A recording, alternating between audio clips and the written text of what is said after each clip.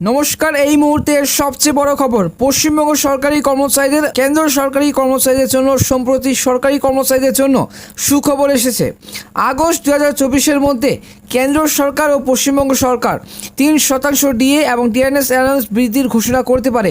এই বৃদ্ধিটি এবং কেন্দ্র সরকার 3% ডিএ এই বৃদ্ধিটি জুলাই 2024 থেকে কার্যকর হবে।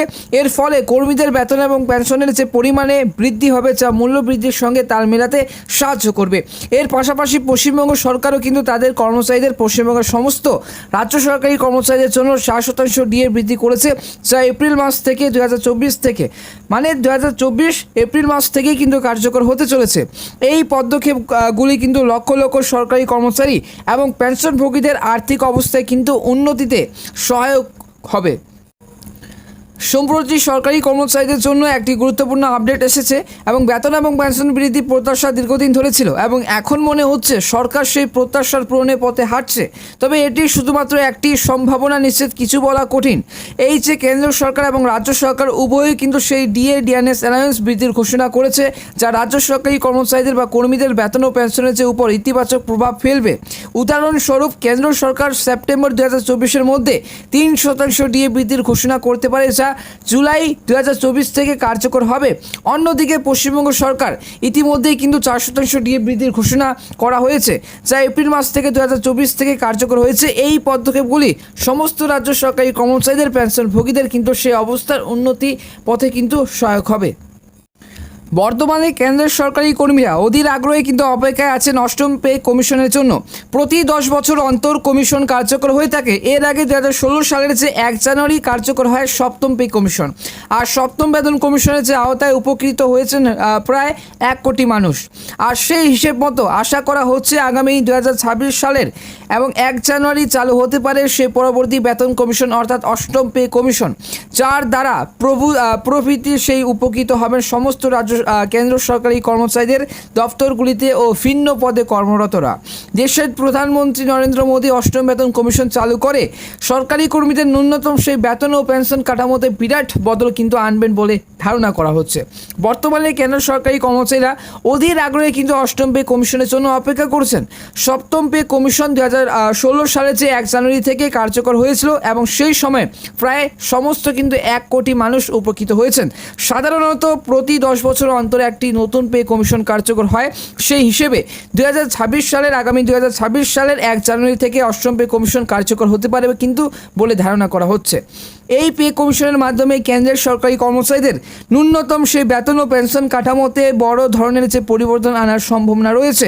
অনেকেই আশা করছেন যে প্রধানমন্ত্রী নরেন্দ্র মোদী এই যে নতুন পে কমিশনের মাধ্যমে সরকারি কর্মচারীদের আর্থিক অবস্থার উন্নতি করবেন এবং তাদের জীবনযাত্রার মান বৃদ্ধি করবেন।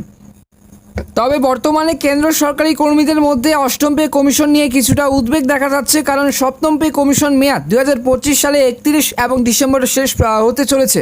কিন্তু এখনও পর্যন্ত অষ্টম পে কমিশন গঠনের যে বিষয়ে সরকারের পক্ষ থেকে কোনো তথ্য প্রকাশ করা হয়নি।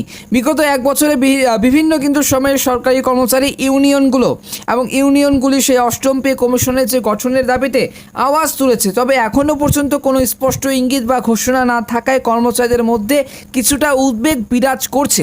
অনেকেই প্রশ্ন করছেন সত্যি কি 10 বছর পর নতুন করে কোনো পে কমিশন কার্যকর হবে কিনা, বিশেষ করে যখন এর আগে প্রতিটি কমিশন সময় মতো গঠিত হয়েছে। তবে এমতাবস্থায় কিন্তু সরকারি কর্মচারীদের এই বিষয়ে কিন্তু সে সতর্ক থাকা এবং সংশ্লিষ্ট ইউনিয়নের সঙ্গে যোগাযোগ রাখা গুরুত্বপূর্ণ, যাতে তারা ভবিষ্যতে যে কোনো সিদ্ধান্ত সম্পর্কে কিন্তু অবগত থাকতে পারেন। তবে অষ্টম পে কমিশন নিয়ে কোনো চূড়ান্ত ঘোষণা না হওয়া পর্যন্ত অপেক্ষা কিন্তু করাই যুক্তিযুক্ত হবে। ইতিমধ্যে যদিও চলতি বছর এবং বাজেটের পর অর্থমন্ত্রকের সচিব এবং টিভি সমানাথনকে এই বিষয়ে প্রশ্ন করা হয়, আর সেই প্রশ্নের উত্তরে তিনি জানান যে তাদের হাতে এখনও এই নিয়ে কিন্তু কাজ করার অনেক সময় আছে। অর্থাৎ বেতন কমিশন গঠন হতে বিলম্ব হতে পারে বলে কিন্তু আভাসে ইঙ্গিতে কিন্তু বলেন তিনি। এবং তিনি বলেন যে এর আগে যখন ষষ্ঠ বেতন কমিশন থেকে সপ্তম বেতন কমিশনের এবং শিফটিং হয়, সেও কিন্তু সেই সময় কর্মী সংগঠনের তরফে দাবি তোলা হয়েছে যে বেতন পরিমার্জনের ক্ষেত্রে ফিটমেন্ট ফ্যাক্টর 3.68 করতে হবে। যদিও সরকার এ বিষয়ে বিন্দু মাত্র মাথা ঘামায়নি এবং সেই কিন্তু ফিটমেন্ট ফ্যাক্টরকে 2.57 মাত্রা তেই কিন্তু সে সীমাবদ্ধ রাখে। তবে অষ্টম পে কমিশন গঠন নিয়ে এখনও কিন্তু সরকার থেকে কোনো আনুষ্ঠানিক ঘোষণা না আসায় কেন্দ্র সরকারি কর্মীদের মধ্যে উদ্বেগ বেড়েছে। অর্থ মন্ত্রকের সচিব টিভি সমানাথন চলতি বছরের বাজেটের পর এই বিষয়ে প্রশ্নের উত্তরে বলেন যে তাদের হাতে এখনও কিন্তু কাজ করার সময় অনেক রয়েছে। এই বক্তব্য থেকে ধারণা করা হচ্ছে যে বেতন কমিশন গঠন হতে কিন্তু বিলম্ব হতে পারে। এর আগে ষষ্ঠ বেতন কমিশন থেকে কিন্তু সপ্তম পে কমিশন পরিবর্তনের সময় কর্মী সংগঠনগুলি দাবি করেছিল যে ফিটমেন্ট ফ্যাক্টর 3.68 হওয়া উচিত, যা বেতনের পরিমার্জনের জন্য কিন্তু প্রয়োজনীয়। তবে সরকার এই দাবি মানেনি এবং ফিটমেন্ট ফ্যাক্টরকে 2.57 মাত্রায় সীমাবদ্ধ রেখেছিল।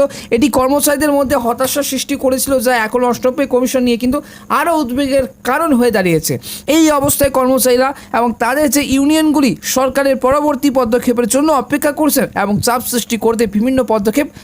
এবার প্রশ্ন হচ্ছে সমস্ত পশ্চিমবঙ্গের সমস্ত রাজ্য সরকারি কর্মচারীদের মনে যে আসলে ফিটমেন্ট ফ্যাক্টরের যে সহায়তায় এই যে সরকারি কর্মীদের ন্যূনতম বেতন এক ধাক্কায় 7,000 টাকা থেকে বাড়িয়ে করা হয়েছিল 18,000 টাকা।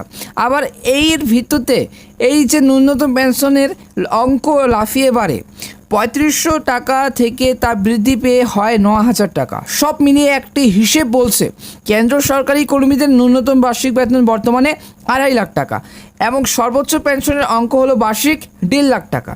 এখন প্রধান প্রশ্ন হলো যে সরকারি কর্মীদের বেতন ও পেনশন কি আদৌ বাড়বে? মোটামুটি একটা ধারণা থেকে বলা যায় যদি অষ্টম পে কমিশন গঠন হয় আর নতুন বেতন কমিশন গঠনের সময় সরকার কর্মী সংগঠনের দাবি মেনে নেয় তাহলে ফিটমেন্ট ফ্যাক্টর আরও বৃদ্ধি পেতে পারে 1.92-তে, তবে 1,92,000-তে কিন্তু সেই বৃদ্ধি পেতে পারে। তবে খবর মিলছে এর মাধ্যমে সরকারি কর্মীদের ন্যূনতম বেতন হতে পারে 18,000 থেকে 34,560 টাকা পর্যন্ত, আর পেনশনের যে ন্যূনতম হতে পারে 17,280 টাকা। তবে আপনার প্রশ্ন অনুযায়ী যদি অষ্টম পে কমিশন গঠন হয় এবং সরকারি কর্মী সংগঠনের যে দাবিগুলি মেনে নেয় তাহলে ফিটমেন্ট ফ্যাক্টর বাড়ানো হতে পারে। এটি সরকারি কর্মীদের যে ন্যূনতম বেতন এবং পেনশনের পরিমাণে উল্লেখযোগ্য পরিবর্তন আনতে পারে। বর্তমানে সরকারি কর্মীদের ন্যূনতম বেতন 18,000 টাকা এবং পেনশন 9,000 টাকা।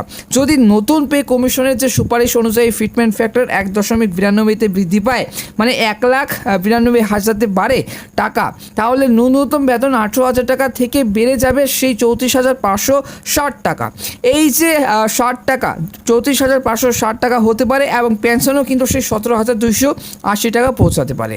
অতএব সরকারের সিদ্ধান্ত এবং পে কমিশনের সুপারিশের উপর ভিত্তি করে সরকারি সমস্ত রাজ্য সরকারি কর্মচারীদের বেতন এবং পেনশন বৃদ্ধির সম্ভাবনা খুবই গুরুত্বপূর্ণ রয়েছে। সমস্ত পশ্চিমবঙ্গের সমস্ত রাজ্য সরকারি কর্মচারীদের ডিএ বৃদ্ধি আপডেট নিয়ে অবশ্যই কিন্তু আমাদের এই ফার্স্ট এক্সক্লুসিভ ইউটিউব চ্যানেলে চোখ রাখুন। অবশ্যই কিন্তু আমাদের এই চ্যানেল যদি নতুন হয়ে থাকে অবশ্যই চ্যানেলটিকে সাবস্ক্রাইব করে পাশের বেল আইকনটা অবশ্যই ক্লিক করতে ভুলবেন না। ধন্যবাদ।